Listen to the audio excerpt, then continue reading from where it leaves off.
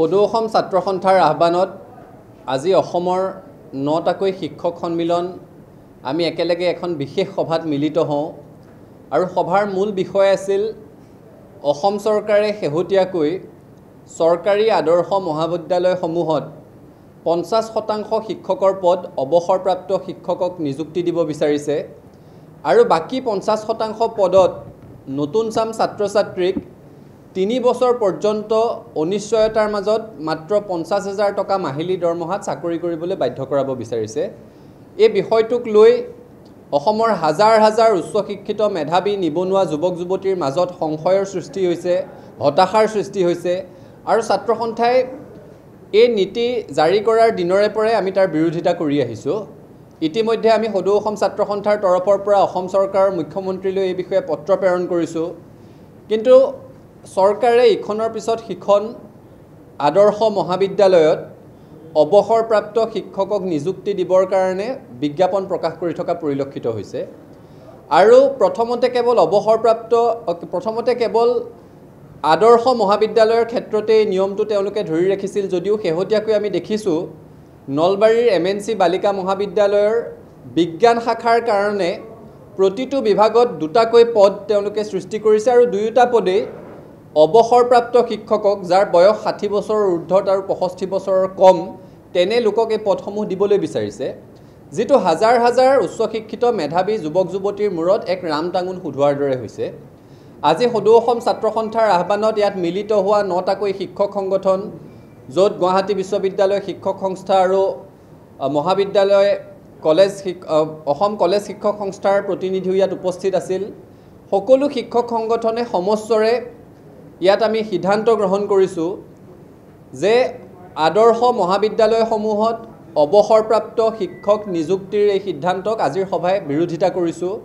লগতে প্ৰবেশন পদ্ধতিত শিক্ষক নিযুক্তিৰ গোটেই প্ৰক্ৰিয়াটোক অপ্ৰয়োজনীয় আখ্যা দিছোঁ। কাৰণ অসমৰ হাজাৰ হাজাৰ মেধাৱী যুৱক যুৱতীয়ে দিবানিশি পৰিশ্ৰম কৰে, PhDৰ দৰে ডিগ্ৰী লাভ কৰে, নেট স্লেটৰ দৰে খুব কঠোৰ পৰীক্ষাত কৃতকাৰ্যতা প্ৰদৰ্শন কৰে আৰু তাৰ পাছত চাকৰি কৰিবলৈ গৈ 3 বছৰ পৰ্যন্ত এক অনিশ্চয়তাৰ তৰোৱাল তেওঁলোকৰ মূৰত ওলমি থাকে।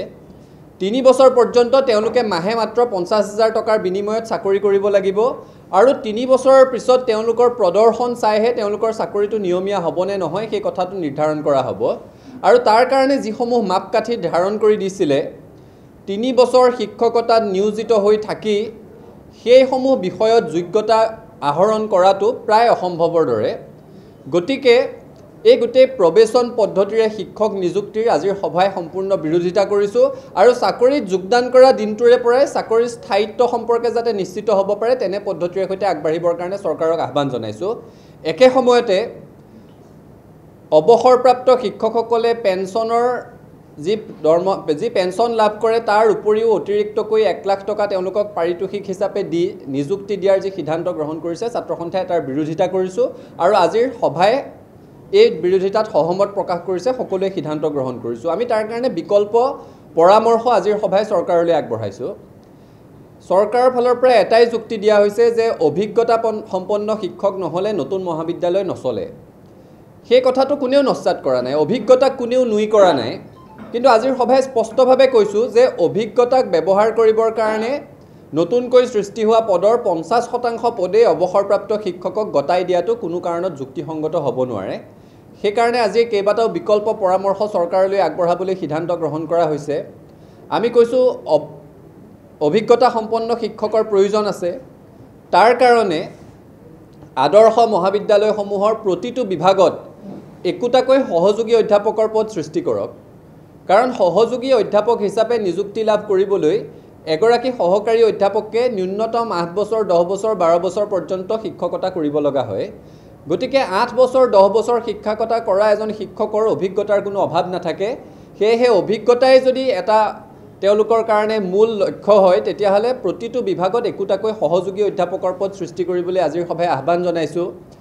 অৱসৰপ্ৰাপ্ত কোনোবা শিক্ষকৰ যদি সেৱা খুব অপৰিহাৰ্য বুলি তেওঁলোকে ধাৰণা কৰে তেতিয়াহ'লে মেণ্টৰ হিচাপে বা ভিজিটিং ফেকাল্টি হিচাপে তেনে অৱসৰপ্ৰাপ্ত শিক্ষকক তাত নিয়োগ কৰিবৰ কাৰণে সভাই পৰামৰ্শ আগবঢ়াইছে। কিন্তু সেইদৰে নিয়োগ কৰিবলৈ যাওঁতে নতুনকৈ সৃষ্টি হোৱা সহকাৰী অধ্যাপকৰ পদ কৰ্তন কৰিব নোৱাৰিব।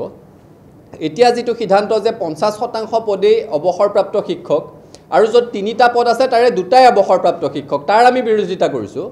অৱসৰপ্ৰাপ্ত শিক্ষকৰ সেৱা যদি গ্ৰহণ কৰিব বিচাৰিছে, সহকাৰী অধ্যাপকৰ পদকেইটা নতুন চাম যুৱক যুৱতীক নিযুক্ত কৰাৰ পাছত যদি বিচাৰে ভিজিটিং ফেকাল্টি হিচাপে বা মেণ্টৰ হিচাপে অৱসৰপ্ৰাপ্ত শিক্ষকৰ সেৱা ল'বৰ কাৰণে পৰামৰ্শ আগবঢ়াইছোঁ। আৰু একে সময়তে আমি দেখিছিলোঁ যে চৰকাৰৰ ফালৰ পৰা এটা তেওঁলোকে অজুহাত বুলিয়ে ক'ব লাগিব, তেওঁলোকে আগবঢ়াইছে যে অভিজ্ঞতা সম্পন্ন শিক্ষক নাথাকিলে IQACৰ কাম কাজ কৰাৰ ক্ষেত্ৰত বা নাকৰ এছেছমেণ্টৰ সময়ত কাম কাজ কৰাৰ ক্ষেত্ৰত যথেষ্ট প্ৰশাসনীয় কাম কাজ ওলায়, সেইসমূহ নতুন শিক্ষকে কৰিব নোৱাৰিব বুলি কৈছে। সেই কথাটোত আমি সহমত নহয়। আৰু যদি চৰকাৰৰ যুক্তিটোৱে মানি লওঁ যে নাকৰ এছেছমেণ্টৰ কাৰণে বা IQACৰ কাম কাজৰ কাৰণে অভিজ্ঞতা সম্পন্ন ব্যক্তিৰ প্ৰয়োজন হয়, তেতিয়াহ'লে যিহেতু এইখন এখন মডেল কলেজ বুলি তেওঁলোকে স্থাপন কৰিব বিচাৰিছে, গতিকে মডেল কলেজসমূহত যি ধৰণে বিশ্ববিদ্যালয়ত পঞ্জীয়ক পদ আছে, সেই ধৰণে বিশেষ শৈক্ষিক বিষয়াৰ পদ সৃষ্টি কৰিবৰ কাৰণে আজিৰ সভাই পৰামৰ্শ আগবঢ়াইছে। মূলতঃ 3টা কথা: অৱসৰপ্ৰাপ্ত শিক্ষক মডেল হাইস্কুলত নিয়োগ কৰা আৰু ক্ৰমশঃ প্ৰাদেশিকৃত মহাবিদ্যালয় আৰু বিদ্যালয়সমূহলৈ কঢ়িয়াই লৈ যোৱাৰ এই গোটেই ব্যৱস্থাটোৰ আজিৰ সভাই বিৰোধিতা কৰিছোঁ। প্ৰবেশন পিৰিয়ডৰ জৰিয়তে শিক্ষক নিযুক্তিৰ যিটো প্ৰক্ৰিয়া আৰম্ভ কৰিছে তাৰ বিৰোধিতা কৰিছোঁ আৰু তাক অপ্ৰয়োজনীয় আখ্যা দিছোঁ।